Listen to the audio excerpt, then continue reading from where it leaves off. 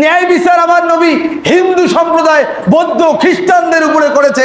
আমি হাদিস এবং কোরআন দিয়ে আপনাদেরকে শোনাচ্ছি, শুনুন। অমুসলিমদের প্রতি মানবিক আচরণ করেছেন আমাদের নবী হযরত মুহাম্মদ সাল্লাল্লাহু আলাইহি ওয়াসাল্লাম। তার প্রমাণ হলো আমার নবীজি একদিন বুখারী শরীফের 1250 নম্বর হাদিসে এই হাদিসটা এসেছে। একদিন বসেছিলেন, মানবিক পরিচয় যে দিয়েছেন, মানবিকতার উদার পরিচয় নবীজি দিয়েছেন। তারপর দৃষ্টান্ত দিচ্ছে হাদিস থেকে। নবীজি একদিন বসে আছেন, বসে থাকার পরে রাস্তা দিয়ে যাচ্ছিলেন একটি ইহুদির লাশ। নবীজি চেয়ার থেকে দাঁড়িয়ে গেলেন। সাহাবারা বললেন, ইয়া রাসূলুল্লাহ, এই লাশটা তো হলো একটা ইহুদির লাশ, আপনি দাঁড়ালেন কেন? নবীজি বললেন যে সে তো একজন প্রাণী, সে তো একজন মানুষ। কথাটা বুঝিয়েন কিন্তু, সে কি মানুষ, তার সম্মানার্থে আমি দাঁড়িয়েছি। সুবহানাল্লাহ বলেন। তাহলে কি হিন্দু বা বৌদ্ধ বা বেধর্মীদেরকে নবীজি সম্মান দেন নাই? মানবিকতার উদার মন মানসিকতা নবীজি দেখান নাই? এরপরে আসেন, বল প্রয়োগ করে ইসলাম নয়। হিন্দুদেরকে বলা হয় তোমরা হয় ইসলাম ধর্ম গ্রহণ করো, না হলে ভারত চলে যাও, এরকম একটা স্লোগান এর মাঝে তারা সম্প্রচার করেছিল। ইসলাম এটা কখনো সাপোর্ট করে না। আল্লাহ রাব্বুল আলামিন সূরা বাকারার 256 নম্বর আয়াতে বলেছেন, দিন সম্পর্কে জোরজবরদস্তি নেই, সত্য পথ ভ্রান্ত থেকে সুস্পষ্ট হয়েছে যে তাগুতকে অস্বীকার করবে এবং আল্লাহর উপর ঈমান আনবে, সে এমন এক মজবুত হাতল ধরবে যা কখনো ভাঙবে না। মানে হিন্দুদেরকে, বিধর্মীদেরকে উৎসাহ দিয়ে আল্লাহ বলছেন যে জোর জবরদস্ত করে নয়, যারা তাগুতকে পরিত্যাগ করবে, আল্লাহর উপর ঈমান আনবে, তারা এমন একটি খুঁটি ধরবে যেটা জীবনে আর ভেঙে যাবে না। তার মানে কি, যেটা জীবনে তার উপর কোনো আর অন্যায় অবিচার হবে না। আল্লাহ বলতেছেন জোর জবরদস্তি করে ইসলাম নয়। এরপরে আসেন, ধর্মীয় অধিকার, ধর্ম যার যার, উৎসব সবার, উৎসব তার, ধর্ম যার পালন করবে সে, মানে সবার জন্য স্বাধীনতা।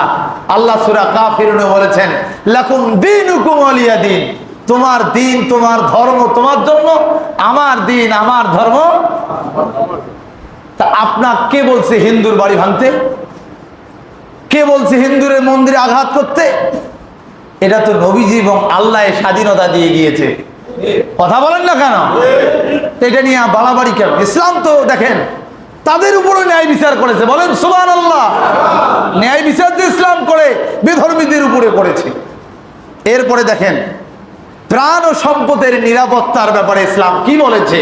যারা বেধর্মী, এদেশে যদি ইসলাম কায়েম হয়ে যায় তাহলে তাদের কিরকম ভাবে নিরাপত্তা দিয়েছে ইসলাম, শোনেন। আব্দুল্লাহ ইবনে আমর রাদিয়াল্লাহু তাআলা বর্ণিত নবী করিম সাল্লাল্লাহু আলাইহি ওয়াসাল্লাম বলেছেন, যে ব্যক্তি কোনো অমুসলিম নাগরিককে হত্যা করলো সে যেন জান্নাতের সুগন্ধি পাবে না, অথচ জান্নাতের সুগন্ধি 40 বছর রাস্তার মাইল দূর থেকে শোনা যাবে। সুবহানাল্লাহ বলবেন না? নবীজি বলেছেন, যে ব্যক্তি অমুসলিম নাগরিককে হত্যা করবে, ভালো করে শোনেন, সে ব্যক্তি জান্নাতের সুঘ্রাণ পাবে না।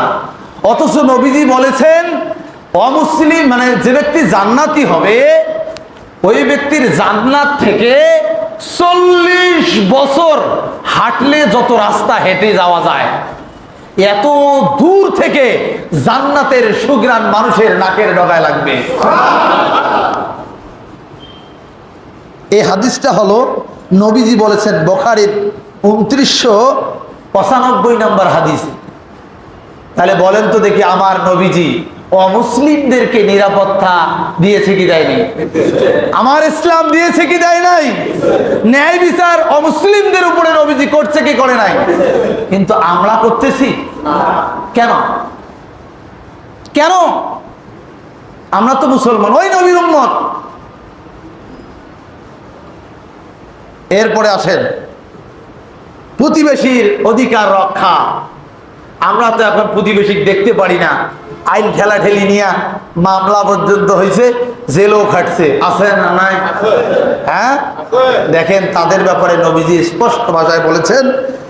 বুখারী শরীফের 5668 নম্বর হাদিস, মুসলিম শরীফের 5854 নম্বর হাদিসে প্রতিবেশীর অধিকার নিয়ে বলেছেন।